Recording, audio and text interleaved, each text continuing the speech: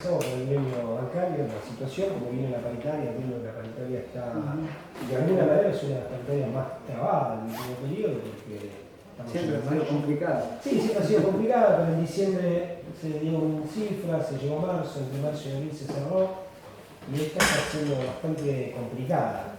Sí, la paritaria bancaria este año, como todas las paritarias, tiene que tener, me parece, va a tener un sesgo distinto.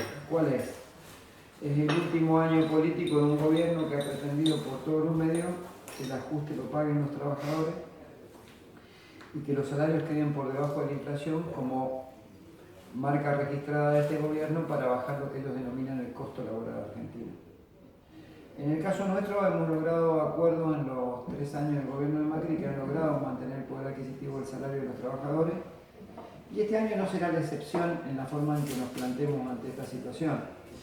Sí creo que en función de la situación descontrolada de inflación y que las variables económicas están muy alteradas por donde uno las mire, los acuerdos hasta ahora, como los está llevando bancaria, ha sido una buena estrategia porque hemos hecho adelantos trimestrales que permiten ir al ritmo de la inflación.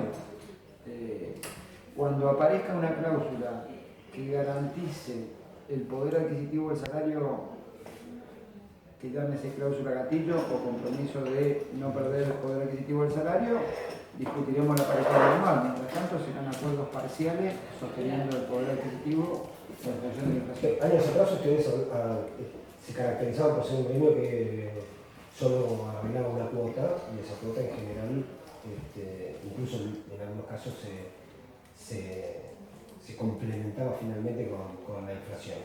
¿Es un retroceso para la paritaria trimestral o no? No, en función de paritaria trimestral no, nosotros vamos con una paritaria anual con una cláusula que garantice el poder adquisitivo, esto va a ser así. Y nada más que creo que en función de lo que ha pasado en la economía en los primeros meses, que ha sido un desmadre total, no ha sido malo poder dar adelantos, porque en definitiva son adelantos, hay que cerrar la paritaria. Esperemos cerrarla antes que termine junio si aparece esa cláusula de garantía. Visto el contexto y lo que ha pasado con otras actividades y otras organizaciones, creo que no ha sido malo, o al contrario, ha sido bueno para nosotros poder cerrar cifras y números que tengan que ver con que no se pierda el poder adquisitivo. Sí, en general la paritaria bancaria, si uno la compara con el resto de las paritarias, incluso con la inflación, es una paritaria que acompañó ese proceso, pero si uno la compara con la ganancia de los bancos, es decir, los que han ganado han sido los bancos. Nunca han pensado... No todos. Bueno, no todos, pero... Los bancos más chicos, acá hay 15 bancos que tienen fabulosas ganancias, Claro. En función de ser los grandes tenedores de títulos públicos, de LIC, o por sus grandes posiciones en dólares previas a la devaluación y después incrementan con eso. Hay bancos de menor envergadura que generalmente son bancos que no reciben mucho depósito y tienen que fondearse en el mercado para prestar y se limitan al negocio tradicional, que es el dinero que ingresa y lo prestás y obtenés un spread por eso.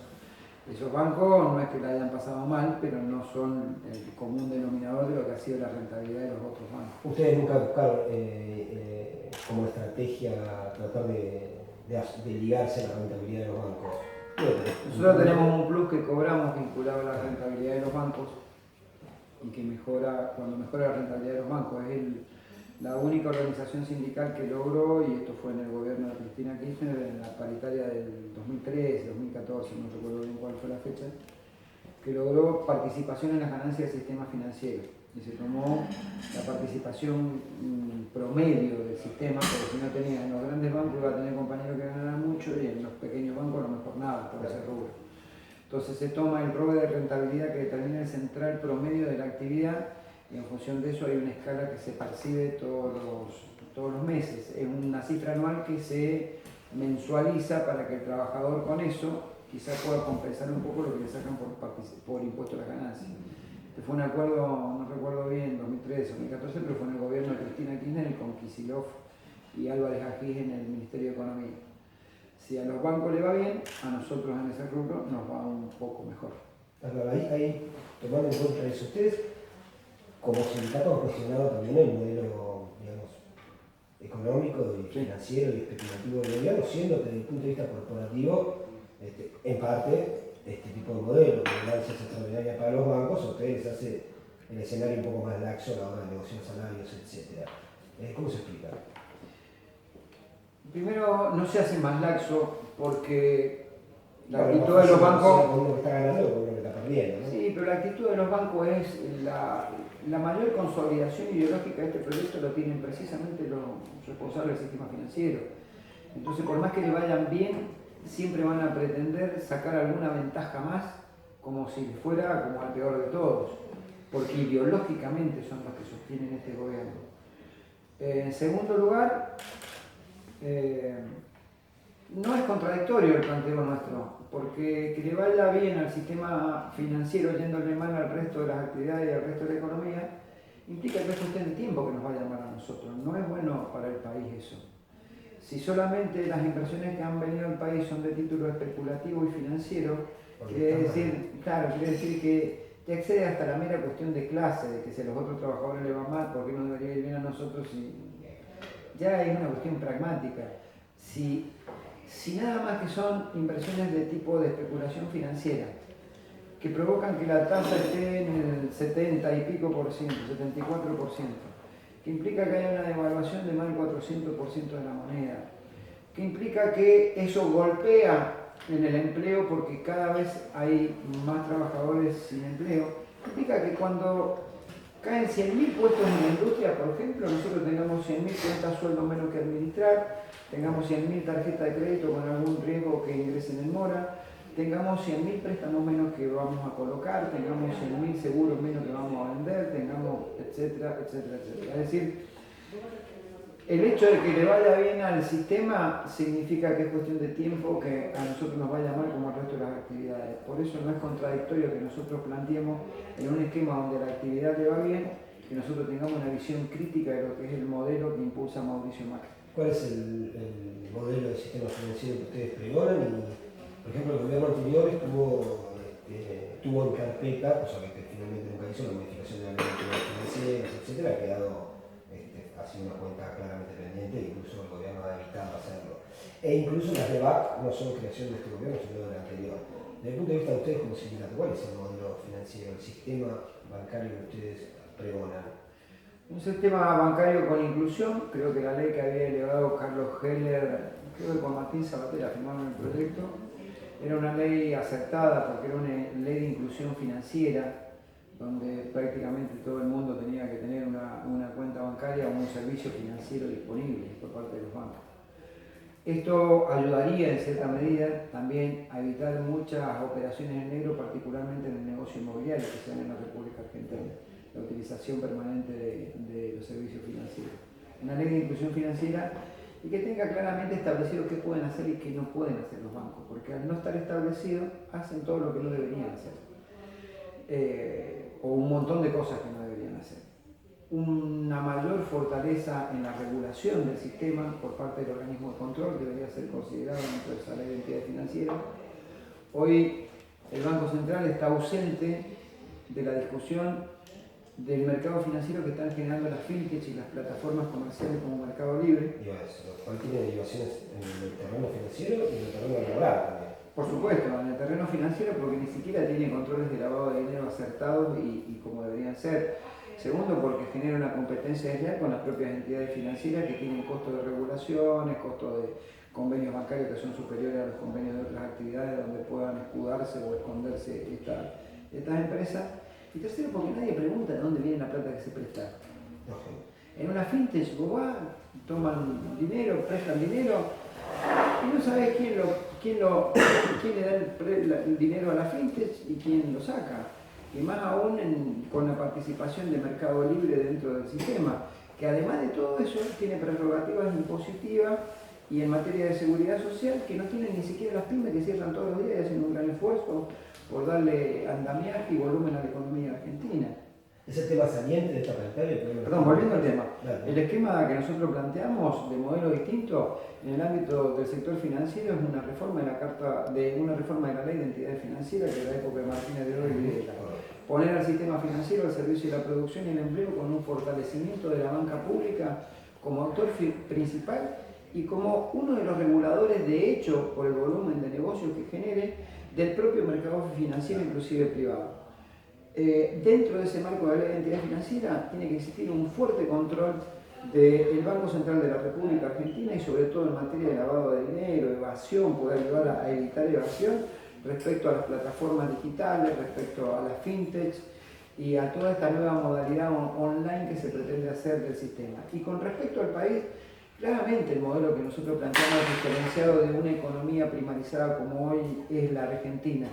No hay país en el mundo poderoso que no esté industrializado y Argentina ha apuntado a desindustrializar su propio país porque lo único que hace es una economía primaria y a la industria la afecta con la libre apertura de importaciones que lo que hace es generar que ingresen productos de países que están cuestionados por mano de obra esclava en la OIT, como por ejemplo productos chinos, productos asiáticos, que la mayoría de esos países están condenados por mano de obra esclava en la OIT. Es decir, permitimos que ingresen productos que se han creado a un bajo costo, producto de la esclavitud de trabajadores en el mundo. Y a su vez no protegemos a la industria nacional con subsidios. Creo que hay que recuperar un sistema de subsidios en la Argentina y particularmente de los servicios públicos, que como un gran mérito este gobierno lo esgrime con que se transfirió el costo público al sector privado en materia de servicio público. No, es un error eso, porque cuando el Estado actuaba como garante del subsidio para que todos tuviéramos luz, agua, gas accesible, ese dinero se volcaba en consumo y ese consumo era crecimiento de economía, ese crecimiento de economía era empleo. ¿No sería más adecuado nacionalizarlos directamente, terminar las privatizaciones? Yo creo que los servicios públicos esenciales deberían estar nacionalizados, sí, claro. ¿Por qué considerás que el gobierno anterior no pudo o no quiso avanzar con la reforma de la ley de entidades financieras que ustedes, por ejemplo, proponen, la de género, etcétera? O sea, ¿no pudo o no quiso? Me pregunté por qué. Yo creo que entendió que no tenía las condiciones dadas, porque cuando avanza el proyecto, creo que ya fue el segundo mandato de Cristina, y era un mandato donde empezaba a cobrar mucho poder el poder económico y el poder popular de un gobierno elegido en las urnas empieza en un desgaste natural en su último ciclo, ¿no? Porque no podía ser reelecta la presidenta. Creo que entendió que no estaban dadas las condiciones políticas para avanzar en el proyecto. También creo que fue un error. Claro, en el diario del lunes uno dice capaz de radicalizado su política para que hubiera sido distinta. Sí, o quizás el fenomenal y feroz ataque que sufrió el gobierno anterior por los factores de poder se hubiera adelantado también. Bueno, yendo más al terreno ya gremial, ayer apareció la posibilidad de que se haga un paro del 28, el martes se reúne el Consejo Directivo. ¿Es así? ¿Ustedes van a esperar a lo que haga el FESIMONA después del paro del 30? Que fue un paro importante, que mostró que hay un mar de fondo, se vio en la UTA, en varios lugares, terminó parando el puerto, se quebró la CAT en un punto. ¿Ustedes van a esperar a que el martes el Consejo Directivo de la CGT determine algo para ustedes ver cómo siguen? ¿Priorizan una acción en común? Nosotros vamos a seguir con nuestra línea de plan de acción, nos estamos juntando, estamos intercambiando opiniones, seguramente va a haber una reunión formal donde analicemos y comuniquemos cómo vamos a seguir. Creemos que hay que lograr incorporar a esa masa grande de trabajadores y organizaciones que paró y que se movilizó, darle también un contenido federal y a su vez un contenido de interpretar la realidad de las economías regionales, y por ahí uno de los temas a tratar sería cómo vamos en cada región haciendo un planteo movilizante o movilizador o con movilizaciones, expresando la realidad de cada sector como parte de un plan de acción. Y si la CGT ha decidido, el Consejo Directivo, recalculando, el minúsculo grupo que ha quedado a cargo del Consejo Directivo de la CGT, que son no más de 21 o 22, ha decidido acompañar el plan de acción planteando un paro nacional. Gustoso estaremos de acompañar la decisión porque es lo que venimos reclamando.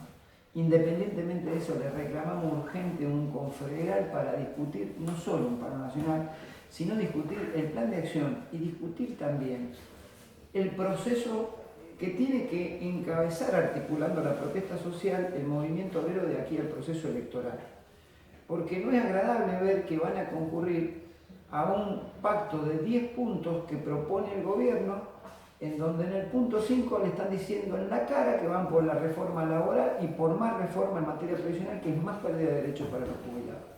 Más aún, cuando el único punto, a esta altura y a 3 meses que hay una elección nacional, que debería firmar en la CGT este gobierno, el único punto que debería existir, como también los partidos de oposición, es la discusión del cambio del modelo económico de la Argentina. Este modelo nos llevó a nosotros a la situación en la que estamos. Más del 50% de inflación, 2 dígitos de desempleo, pérdida de más del 20% del poder adquisitivo de los ingresos de los argentinos. Entonces, si este fue el modelo, acá lo que hay que discutir como único punto es el cambio del modelo. Y después discutimos qué modelo de país queremos, si uno le queremos dar más institucionalidad, otro le queremos dar más justicia social. El gobierno ni siquiera cumplió con las promesas que hizo en materia de medidas antidespidos e incluso ahora con las obras sociales con lo que desactivaron el gobierno. ¿Pensás que están simplemente mostrando los dientes para que largue finalmente esa parte de las obras sociales y lo del 28 de mayo son fuegos de artificio?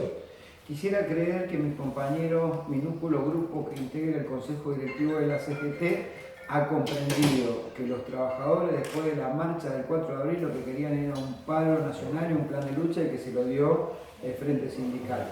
Ojalá sea eso y no sea nada más que una discusión porque si sacan los fondos de las obras sociales o no. Aspiro a que sea eso. Si ellos no sacan un paro o una medida, nosotros vamos a analizar todas las eventuales medidas de acción que se puedan tomar, no descartamos ninguna. Claro. Te hago una consulta. El Frente Sindical tiene sus contradicciones de origen, en el sentido de que Piñanelli hizo campaña con este gobierno y Moyano no hizo campaña, pero elípticamente sugirió, digamos, acompañó a los trabajadores que votaron en cambio, por decirlo de alguna manera. Bueno, terminaron confluyendo con sectores que ustedes desde antes y toda la corriente federal me doy el lujo de decir abiertamente acompañar la candidatura de Cristina, o sea, el kirchnerismo, etc. ¿Cómo se explica? ¿Cómo convive esa diversidad y cómo coexisten hasta octubre, digamos? Hay una homogeneidad. Fue el propio Macri.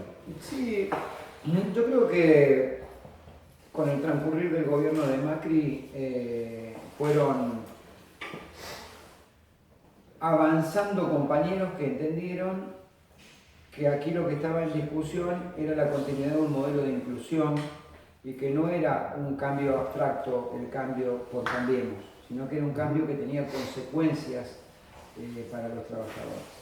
Creo que a partir de esto muchos compañeros empezaron a incorporarse en la discusión de confrontar con el modelo político, económico y social de Mauricio Macri. Nosotros también necesitamos darle volumen a lo que era la corriente federal originaria de la confrontación desde el sector gremial con Macri desde el primer día del gobierno de Macri y también con anterioridad cuando nosotros expresamos nuestro apoyo a la candidatura de Scioli durante el balotaje.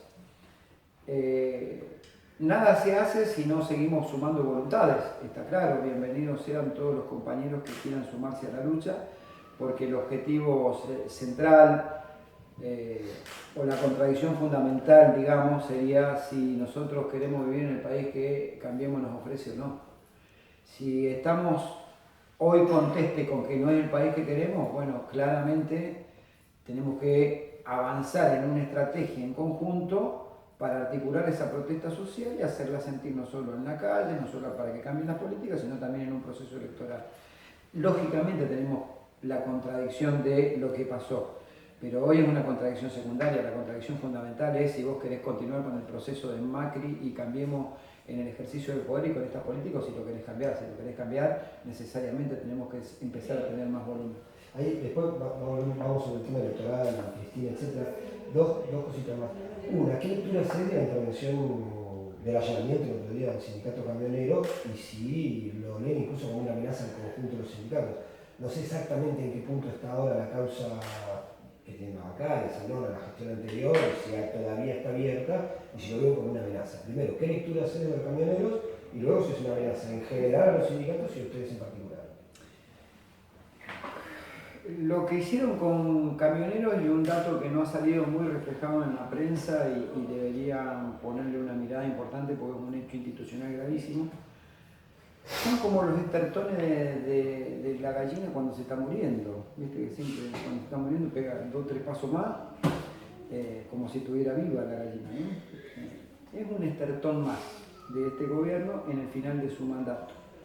Porque fue por un lado el allanamiento a camioneros, cuando claramente hasta ha quedado acreditado y reconocido que hay influencias del Estado en la causa contra Hugo y Pablo por Independiente, cuando reconocen que funcionarios de inteligencia fueron a hablar con el juez, está claro que todo lo que venga en esa causa tiene un pecado original, que es la intervención de los servicios de inteligencia, la intervención del Estado, con el fin de perjudicar a 2 líderes sindicales como Hugo y Pablo, que han manifestado su oposición al gobierno fuertemente.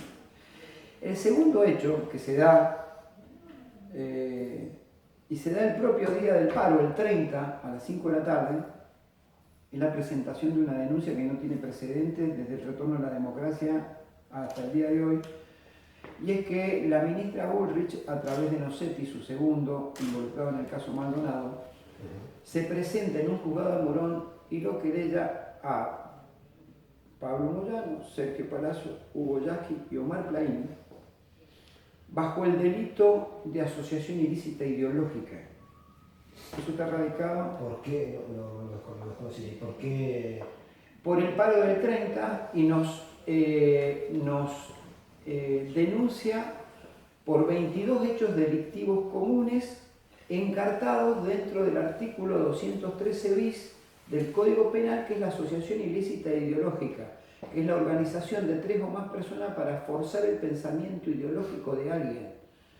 Quiere decir, y además nos reclama 23.100.000 pesos. Muy hábilmente lo que instalaron en la sociedad es que la ministra nos había reclamado 23 millones del operativo policial, cosa que a la sociedad le parezca bien que este gobierno, en apariencia, cuide sus impuestos de la barbarie, entre comillas, de aquellos que protestaban. Pero en el fondo es una demanda de tipo penal que se presenta a Nocetti, como segundo del ministerio, en Morón. No se presenta en Capital Federal, donde supuestamente estamos en la sede de todos los sindicatos, donde está la sede del ministerio, donde se hizo la marcha. Cada hecho que sucedió en algún lugar de la Argentina, o por lo menos acá en Capital y Gran Buenos Aires, nos imputan participación en el hecho. Si alguien insultó a un policía en la marcha, es un delito y está imputado la persona más los 4. Si alguien, qué sé yo, tiró una piedra, está imputado el que tiró la piedra y los 4. Si alguien pintó una pared, está imputado él y los 4. Y todo eso confluye en que nos pide la imputación del delito y la condena por el 213 bis del Código Penal, que es asociación ilícita ideológica. No pasó nunca en la Argentina en un gobierno democrático.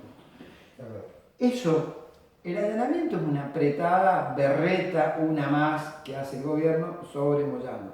Pero lo otro tiene una gravedad institucional de características fenomenales. Y lo hacen en un juzgado en Morón. En Morón. Yo no sé, no lo conozco al juez ni al juzgado. Supongo que será el juzgado nuevo que se creó o alguno de los más nuevos que se ha creado bajo este gobierno. No entiendo por qué en Morón. Dicen que porque los primeros 2 delitos se produjeron ahí. Entonces toda la causa va allá, los 23 millones que nos reclaman, la asociación ilícita. Este gobierno lo que ha pretendido es acallar a los opositores, no solo sindicales, sino políticos y de organizaciones sociales, por la vía de la coerción, a través de este tipo de medidas de apriete, que lo único que hacen es fortalecernos los que hemos decidido luchar, porque ya sabíamos cómo era este gobierno y que iba a utilizar todos los medios. Y a los dirigentes nos buscan por ese lado y al resto de la ciudadanía lo buscan por el lado de la represión, cuando le pegan a un chico porque reclama, cuando tiran tiros a mansalva porque se les ocurre y son de gatillo fácil porque tienen habilitación del gobierno para hacer gatillo fácil. Entonces represión para todos los ciudadanos que protesten y para los dirigentes que encabecen la marcha, cuanta causa posible puedan hacer, la van a hacer. Me quedó una en el tintero del tema previo. Vos planteaste que ustedes están reclamando un confederal también para que haya un plan de lucha. Hace un tiempo que no escucho el reclamo de la renovación de autoridades en la CGT. Sí, abandonaron el reclamo de que Daer y Acuña remueven las autoridades, están dispuestos a esperar hasta el mandato. Mira, porque bueno, ellos tienen un mandato legal, yo soy respetuoso de los mandatos legales, lo he dicho siempre, yo no soy de los que se sumó a hay que cambiar la CGT. Si tuve una opinión favorable a eso fue cuando ellos mismos dijeron que se había agotado un ciclo y que en marzo de, creo que el año pasado, se convocaba un confederal porque se había agotado el ciclo. Correcto. Parece que no le dieron los números y por eso no lo convocaron. Yo creo que tiene que haber un gran acuerdo para que haya una modificación, y si no lo hay, tiene el mandato este minúsculo grupo que hoy conduce el Consejo Directivo de Que la es hasta CGT. agosto de 2020. Sí, sí, sí. Muy bien. Vamos a la parte política. ¿Estuviste ayer en la Feria del Libro? No. No, pero escuchaste el discurso. Sí, sí, no porque, mira, tenía dos opciones, tenía invitación para ir, ¿no? Y tenía invitación por distintas vías para ir al evento.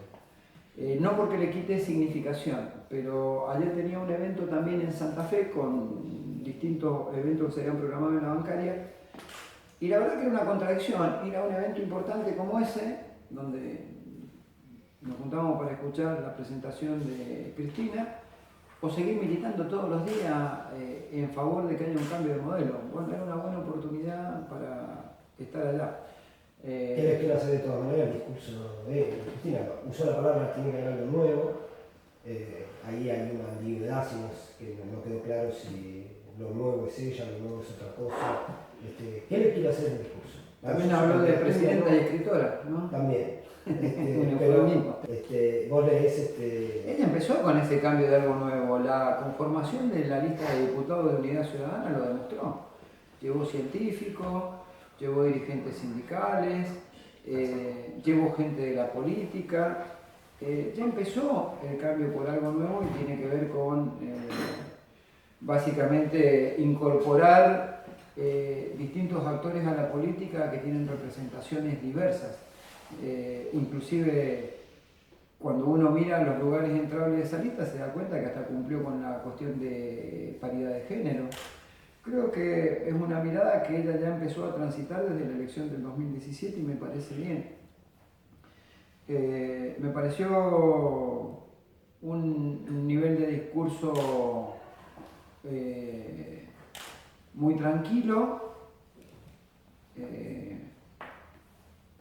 con una mirada necesaria de comprender lo que se viene, porque creo que en el fondo lo que se discute no solo es un proceso electoral donde hay que cambiar un gobierno, sino que también hay que articular un gran acuerdo nacional para sostener ese gobierno el día después por las condiciones en que queda el país. El país queda con 2 millones más de pobres, queda con un endeudamiento inusitado, queda con mercados alterados por la posibilidad de que gane Cristina Kirchner. Acá hay una buena disquisición que uno debería plantear. Y ese, a ver, ¿ibas a decir algo? Sí, dicen que el dólar sube y baja por lo temerario que puede ser que Cristina vuelva y que sube la inflación y se van al dólar o suben los títulos porque prevén que Cristina Kirchner no va a pagar la deuda o esto, o va por ese lado de que va a declarar el default. Hay que recordar que los mercados deberían estar más tranquilos con Cristina Fernández de Kirchner que con cualquier otro gobierno, porque fue el gobierno de Néstor Kirchner el que pagó la deuda y anticipadamente. O sea que si hubo una respuesta a los mercados favorable a la decisión de honrar los compromisos, fue el gobierno de Néstor Kirchner y Cristina Kirchner cuando decían pagar la deuda y anticipadamente. Deberían tener más problemas y asustados se sigue Mauricio Macri en el gobierno, que lo único que ha hecho ha sido pedirle plata a los organismos internacionales para financiar un déficit fiscal que nunca corrigió. Y no lo va a poder corregir porque cada vez va a tener más déficit porque va a necesitar destinar más partidas sociales hacia los sectores sociales producto de las políticas que comete. Y si no, es inentendible que se fue un gobierno dejando 250.000 planes sociales y hoy tiene 450.000. ¿Considerás que vos dijiste que el gobierno que salga de acá va a tener que inevitablemente ganar un gran acuerdo nacional, que imagino que también está contenido en este planteo del nuevo contrato social, etc. ¿Cristina puede ir ganando un gran acuerdo nacional? Es decir, no se sabe si puede unificar al peronismo. ¿La ves con la capacidad política, no la capacidad personal política, sino decir que política... El rodaje político que hay que tener en ese momento. Sí, no me refiero a sus capacidades personales, sino me refiero a si el régimen político va va a alinearse detrás de Cristina. Hay muchos cuestionamientos incluso dentro del peronismo. La candidatura de Cristina, o si Cristina va a ser un renunciamiento justamente en favor de que se pueda viabilizar ese gran acuerdo nacional. Yo creo que Cristina tiene que ser candidata y tiene que liderar ese proceso de unidad de los sectores populares para poder consolidar un gobierno en el tiempo sin amenaza de que cada tanto venga la derecha a destruir todo en la Argentina. Y creo que la situación política, económica y social del país va a llevar a que exista ese acuerdo si existe grandeza. Tanto de ella como ofrecerlo, ayer lo ofreció, como de los otros sectores de la oposición que tengan alguna decisión personal de competir electoralmente ahora. Porque la realidad de los argentinos va a empujar a que la única forma de salida sea con un gran acuerdo y en el inicio un gobierno. Nos sirven los diálogos sociales y los acuerdos políticos cuando te está haciendo un gobierno. Porque lo único que hace es socializar socializar el costo político de las decisiones que vos tomaste con los demás. Además es injusto que lo plantees en esos términos, porque me quiero salvar yo después de todas las que me mandé, diciéndole a todos vengan y ayúdenme, que ni siquiera vengan y ayúdenme, porque vengan y ayúdenme con mi agenda. Esos son los 10 puntos, ¿no? Yo creo que están llevando a la Argentina y a la sociedad argentina a una situación muy delicada y a pensar seriamente cuál es el futuro que vamos a tener, que va a ser bastante complicado en el corto plazo y ojalá no lo sea en el mediano ni en el largo si toma la política correcta. Y esa situación es la que va a implicar de que se pueda liderar un cambio político. ¿Y por qué debería dar un paso al costado quien mejor mide y quien más preferencia tiene en el electorado? ¿Por qué el gesto de grandeza lo tiene que dar quien está en condiciones de asumir la presidencia de la nación y no quienes no están en condiciones? ¿Quién dice quién tiene que dar el gesto de grandeza? ¿Ella o los demás? Yo entiendo las apetencias personales de todos, me parecen hasta lógicas y razonables, todos las tenemos en cualquier orden de la vida. Ahora uno también tiene que ser consciente en un punto dado si le da o no le da para liderar un proceso. Y si no te está dando, tenés que tener la grandeza vos de resignar tu pretensión personal y sumarte con tus condiciones y quizás modificar lo que no te guste y quizás incorporar cosas que le hacen bien, pero tenés que tener la grandeza de saber dar el paso al costado en el momento. No creo que el paso al costado lo tenga que dar el que más chance tiene de cambiar la realidad política argentina. Tiene que haber un paso del peronismo para vos, en todo caso. Y también terminaría con el latiguillo de que es el peronismo. Con el peronismo no alcanza, a ver si se dan cuenta los muchachos.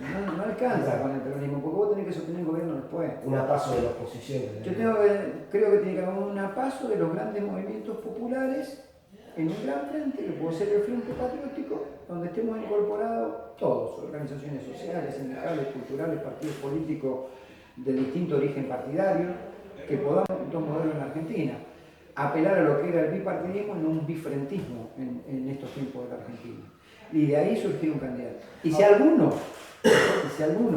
dijera, no voy, y no quiero ir, y quiero ser el candidato único, y bla, bla, bla, bla, ¿sabés qué tenés que hacer? Definir que si vos no estás en el balotaje, vas a acompañar al candidato opositor que esté en el balotaje y vas a trabajar para que no continúe el proyecto de Cambiemos en el gobierno. Porque si no, después es fácil. Y en todo este proceso de armado de listas y de ir generando las condiciones para llegar a una elección, ¿cómo empalma el conflicto, es decir, el plan de lucha? Empalma en el sentido de erosionar a un gobierno para que luego finalmente sea desplazado en las urnas, ¿o creen que el plan de lucha puede servir para que el gobierno modifique su política de acá a octubre? El plan de lucha tiene que servir para que el gobierno actual o el futuro entienda que tiene que haber políticas de inclusión independientemente de quién conduzca a la Argentina y cambiar el esquema económico actual, sea este gobierno o el que venga. También es un mensaje para el gobierno que venga que bajo estas líneas de modelo económico y social y esta nueva caracterización también política, porque acabo de dar un hecho grave institucional, tiene que cambiar en la Argentina. El plan de lucha tiene que servir para eso y a su vez también hay que entender que no estamos para erosionar un gobierno. Yo entiendo que la definición es política y va a ser en el proceso electoral, pero los trabajadores tienen necesidades hoy y ahora. No puede esperar un plato de comida que no tenés en una mesa al 10 de diciembre cuando cambie el gobierno. Entonces los dirigentes sindicales tenemos una responsabilidad distinta a la dirigencia política, que es encabezar esa lucha para que haya respuestas desde ahora. Y si no, dar toda la pelea suficiente para que el gobierno que venga entienda que esas respuestas son urgentes. ¿Qué opinás de la reunión de la CGT con el FMI? Es decir, ¿ustedes irían con la reunión con el FMI? ¿Tiene un sentido esa reunión? Yo creo que no tiene mayor sentido que el movimiento obrero se junte con el FMI. El FMI está claro que siempre busca la degradación de las condiciones de trabajo de los trabajadores, flexibilizar al máximo el mundo laboral, busca disminuir costos para las empresas sobre pretexto de que esto genera una mejor productividad y a partir de ahí se genera más empleo y como un círculo virtuoso, luego eso se transforma en mejores salarios y en empleo decente. Y la historia indica que ha pasado todo lo contrario. Eso no existe. De la mano de las políticas del Fondo Monetario Internacional, lo único que se logran son hambre, son políticas en donde los trabajadores pierden derechos y sobre todo es una transferencia de poder, que es lo que más me preocupa en la política del fondo. Y es el poder que tenemos los sectores particulares, particularmente los trabajadores a través de nuestras organizaciones sindicales, en detrimento precisamente de esa representación y en favor de los sectores poderosos. Es absolutamente innecesaria porque no vas a modificar la realidad. Si es una reunión de negociación para modificar la realidad, sería un cantar. Nadie se sienta a negociar con el Fondo Monetario Internacional. Ellos imponen condiciones y para que nos impongan condiciones, nos imponen los trabajadores, no los dirigentes del Fondo Monetario Internacional.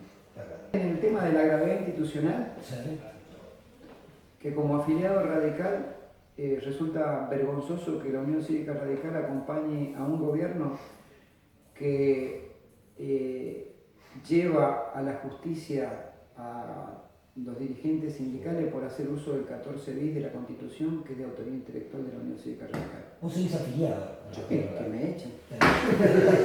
Desanime.